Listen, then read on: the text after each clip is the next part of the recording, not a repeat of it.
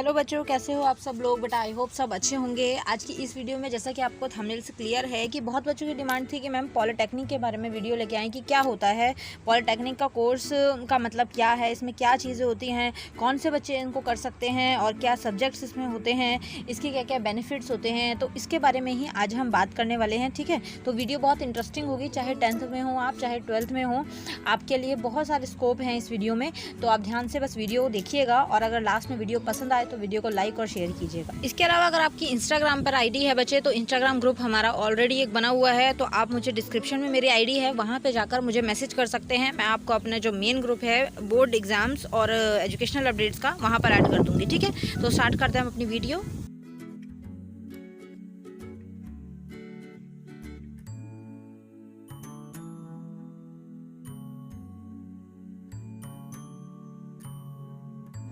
अगर पॉलिटेक्निक का नाम सबसे पहले बच्चे सुनते हैं तो उनके दिमाग में यही आता है कि पॉलिटेक्निक क्या है, इसमें क्या चीज़ें होती हैं, इसमें कौन सी पढ़ाई करवाई जाती है, क्या क्या चीज़ें इसके अंदर होती हैं, कौन कौन से सब्जेक्ट होते हैं। तो बेटा अगर मैं सिंपल लैंग्वेज में आप लोगों को बोलूँ तो पॉलिटेक्निक का मतलब सिंपल ही है कि आप लोगों को अलग अलग चीज़ें जो हैं वहाँ पर पढ़ाई जाती हैं। ठीक है, और इसके अलावा में एक आप नॉर्मल तरीके से इसको समझ सकते हैं। अगर आपको इंजीनियर बनना है तो इंजीनियर बनने की जो फर्स्ट स्टेप, जो पहली सीढ़ी होती है वो ही पॉलिटेक्निक होती है। ठीक है, और इसके अलावा में यहाँ पर आप लोगों को अलग अलग तरीके की मशीनों से, अलग अलग तरीके की इलेक्ट्रॉनिक गैजेट से, इसके अलावा में जो नॉर्मली इंजीनियरिंग वाली चीज़ें होती हैं, इंजीनियरिंग फील्ड में जितनी चीज़ें होती हैं उनके प्रैक्टिकल करवाए जाते हैं, उनके बारे में नॉलेज दी जाती है। तो पूरा ओवरऑल ये इंजीनियरिंग पर डिपेंड है। अगर आप इंजीनियर बनने में इंटरेस्टेड हैं so this is good for you. Okay, बात आती है कि इसको करने के लिए आपकी एलिजिबिलिटी क्या होनी चाहिए, आप कितने पढ़े हुए होने चाहिए। तो इसके लिए मिनिमम क्वालिफिकेशन आपकी 10th होनी चाहिए। ठीक है बेटा, अगर आपने 10th क्लियर कर ली है तो आप पॉलिटेक्निक करने के लिए एलिजिबल हो चुके हैं। उससे नीचे जो है पॉलिटेक्निक नहीं होती, क्योंकि कई बार ITI में आप लोगों ने सुना होगा 8th पास 9th पास वाले बच्चे भी कर लेते हैं। हाँ, क्योंकि ITI हो जाती है। पॉलिटेक्निक के लिए आपको कंपलसरी है कि 10th आपकी क्लियर होनी चाहिए, आप 10th में पास होने चाहिए। ठीक है, इसके बाद ही आप पॉलिटेक्निक में एडमिशन ले सकते हैं, इसके बाद ही आप पॉलिटेक्निक के लिए अप्लाई कर सकते हैं। अब बात आती है कि उसके लिए करना क्या होगा। तो बेटा उसके लिए सबसे फर्स्ट स्टेप आपको एक DET टेस्ट होता है। ठीक है, एग्ज़ाम होता है, डिप्लोमा एंट्रेंस टेस्ट, उसको आपको देना होता है। अगर आप उसमें पास हो जाते हैं, अगर आप उसमें क्वालिफाई हो जाते हैं ना, तो आप किसी भी गवर्नमेंट इंस्टीट्यूट में आपका नॉर्मली एडमिशन हो जाएगा। लेकिन हाँ, अगर आप उसमें फेल हो जाते हैं तो आप किसी भी नॉर्मली प्राइवेट इंस्टीट्यूट में एडमिशन ले सकते हैं। ठीक है, जो मेन कोर्सेज़ होते हैं आप लोगों को, जो मोस्ट पॉपुलर कोर्सेज़ हैं पॉलिटेक्निक में इंडिया में, उसके ऊपर अगर मैं बात करूँ तो कौन कौन से कोर्सेज़ हैं यहाँ पर आप को देखने के लिए मिलेंगे जो सबसे ज़्यादा पॉपुलर हैं इस टाइम पर इंडिया में। अगर मोस्ट पॉपुलर कोर्सेज की बात करूँ मैं इंडिया में, तो वो कंप्यूटर साइंस इंजीनियरिंग हो जाता है। ठीक है, डिप्लोमा इन सिविल इंजीनियरिंग हो जाता है, diploma in electrical engineering, diploma in mining, diploma in electronics and communication engineering, diploma in mechanical engineering जो ऑटोमोबाइल में हो, और मैकेनिकल इंजीनियरिंग प्रोडक्शन में होती है। तो इस टाइप के कोर्सेज जो हैं वो अभी बहुत मोस्ट पॉपुलर है इंडिया में, जो ज़्यादातर बच्चे जो हैं यही कोर्स करते हैं और यही ज़्यादा प्रचलित भी होते हैं। तो इसके अंदर आप देख सकते हैं यहाँ पर नाम लिखे ही हुए हैं। बेटा एक चीज़ आप लोगों को ध्यान रखनी है बस कि इसमें बहुत सारे कोर्सेज होते हैं और बहुत सारी चॉइसेस होती हैं, तो आप सबके बारे में अच्छे से सोच के, सर्च करके उसके बाद ही किसी आपको कोर्स को ज्वाइन करना है। ठीक है बेटा, अब बच्चों के मन में सवाल आता है कि मैम इसके भी एग्ज़ाम होते हैं क्या, या इसको हमें पेपर देने कहीं और जाना होता है। तो बेटा स्कूल की तरह ही होता है, यहाँ पर भी आपके ये 3 इयर्स की होती है और इसमें आपको जो है नॉर्मली ईयरली बेस पर एग्ज़ाम होते हैं। आपके ईयरली बेस पर 6 मंथ बाद भी होते हैं, या फिर ईयरली बेस पर एक एग्ज़ाम ऐसे भी हो सकता है। ठीक है, तो आप नॉर्मली स्कूल की तरह ही यहाँ पर एग्ज़ाम दिए जाएंगे आप लोगों के। अगर आप उसमें पास हो जाते हैं तो आपको फिर नेक्स्ट सेमेस्टर के लिए आप आ जाएंगे, जैसे नॉर्मली स्कूल और कॉलेजेस में होता है।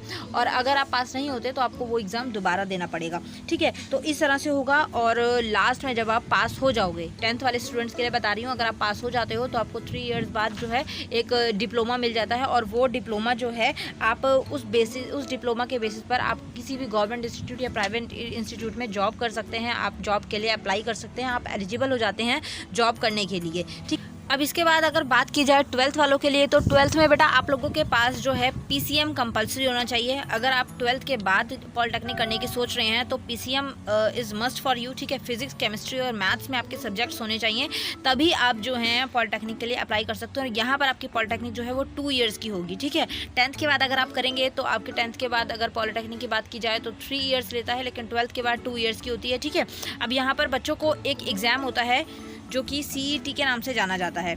आपको वो एग्ज़ाम देना पड़ता है यहाँ पर, और कॉमन एंट्रेंस टेस्ट होता है वो, जैसे 10th में था DET डिप्लोमा एंट्रेंस टेस्ट, ऐसे ही 12th वालों को भी एक एग्ज़ाम देना पड़ता है CET कॉमन एंट्रेंस टेस्ट, ठीक है। अगर आप उसमें पास हो जाते हैं तो फिर आप पॉलिटेक्निक जो है आगे अपना कैरी ऑन कर सकते हैं, आप आगे अपना स्टार्ट कर सकते हैं और उसके अंदर अपने कोर्सेज चूज़ करके और उसको फिर आगे अपने अकॉर्डिंग, अपने पसंद के अकॉर्डिंग, इंटरेस्ट के अकॉर्डिंग आप आगे का कोर्स कैरी कर सकते हैं। अगर यहाँ पर देखा जाए कि पॉलिटेक्निक में कौन कौन सी ब्रांच होती हैं, कौन कौन सी आपको यहाँ पर ब्रांचों में सब्जेक्ट्स होते हैं, किस किस में आप चूज़ कर सकते हैं, तो देखा जाए तो यहाँ पर आप लिस्ट देख सकते हैं। मैं कुछ नेम्स लेके आई हूँ जो यहाँ पर इस टाइप की आपको ब्रांच देखने के लिए मिलेगी। जैसे आर्किटेक्चरल आप असिस्टेंटशिप देख सकते हैं, ऑटोमोबाइल है, केमिकल इंजीनियरिंग है, सिविल इंजीनियरिंग है, कंप्यूटर इंजीनियरिंग है, कंप्यूटर साइंस है, इलेक्ट्रिकल इंजीनियरिंग हो गया, ठीक है। इसके अलावा में इलेक्ट्रॉनिक्स कम्युनिकेशन इंजीनियरिंग है, electronics communication engineering industry integrated है, और इलेक्ट्रिकल एंड इलेक्ट्रॉनिक्स इंजीनियरिंग है, engineering, fashion design, food technology, garment technology, information technology, इसके अलावा में इंस्ट्रूमेंटेशन टेक्नोलॉजी। तो आप देख सकते हैं कि कितने सारे यहाँ पर ब्रांच होती हैं। तो आपको बहुत ही सोच समझ के यहाँ पर डिसीजन लेना है और एक फील्ड जो है वो चूज़ करनी है। और इसके अलावा अगर देखें तो इंटीरियर डिज़ाइन होता है, ठीक है, leather technology, footwear, mechanical engineering और marine engineering, medical laboratory technology, plastic technology, production and industrial engineering. तो आप बेटा यहाँ पर मैं आप लोगों को सिर्फ यही बोलूँगी कि ये एक तरीके का है कि आप इसमें कुछ भी नहीं हुआ ना तो आप इसमें खुद का अपना बिजनेस स्टार्ट कर सकते हैं। अगर इन द एंड आपका डिप्लोमा क्लियर हो जाता है तो अच्छा कोर्स है और अच्छी फील्ड है पॉलिटेक्निक में अगर आप जाते हैं। तो आई होप आप लोगों को ये चीज़ें तो पता लग ही गई होंगी कि कौन कौन सी चीज़ें हैं, क्या क्या इसमें देखने लायक है और क्या क्या पढ़ने लायक है। तो डिप्लोमा ही है, ठीक है ना, इस तरीके का। तो 3 इयर्स का होता है 10th वाले अगर लें, और 2 इयर्स का होता है अगर 12th वाले इसको करें। PCM इसके लिए कंपलसरी होता है। अगर आप 10th के बाद इसको करते हैं तो आपके सब्जेक्ट्स जो हैं वो इंजीनियरिंग वाले होंगे। तो जो बच्चे इंजीनियरिंग में इंटरेस्टेड हैं, जो बच्चे इंजीनियर बनने की चाह रखते हैं, मशीनों से प्यार है, इलेक्ट्रॉनिक गैजेट से प्यार है जिन्हें, तो वो ये अच्छे से कर सकते हैं।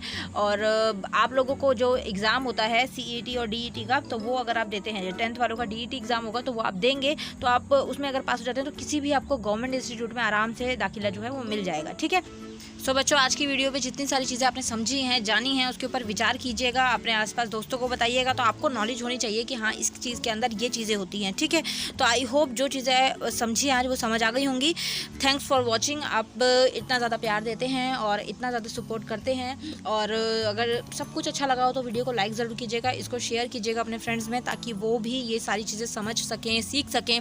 क्योंकि नॉलेज देखिए बेकार नहीं जाती है। अगर आप कुछ समझ रहे हैं, देख रहे हैं, सीख रहे हैं, तो कहीं ना कहीं वो चीज़ काम ज़रूर आती है। आप किसी न किसी को, या अगर आपसे पूछ ही ले कि पॉलिटेक्निक करनी है हमें तो क्या होगा, तो आपको थोड़ी बेसिक नॉलेज हो तो आप वो भी शेयर कर सकते हैं, ठीक है। 10th वाले स्टूडेंट हो चाहे 12th वाले स्टूडेंट हो, इसको करने के ऊपर विचार कीजिएगा। अगर आप इंजीनियर की फील्ड में जाना चाहते हैं, अगर आप इंजीनियर बनना चाहते हैं, क्योंकि इसमें स्कोप अच्छा है। अगर आप 10th के बाद ही नॉर्मली इंजीनियरिंग कर लेते हैं तो 10-15 हज़ार की नॉर्मली जॉब जो है वो आपको तो आराम से मिल ही जाएगी। और इसके अलावा अगर आप 12th के बाद करते हैं तो 15 से 20 हज़ार की जॉब। और इसके अलावा अगर आप नॉर्मली BTech MTech करते हैं आगे जाके कॉलेज लेवल पर, तो वहाँ पर भी आपके लिए अच्छा स्कोप है और बहुत ही अच्छी सैलरी है, ठीक है गाइस। तो thank you so much for watching, bye bye.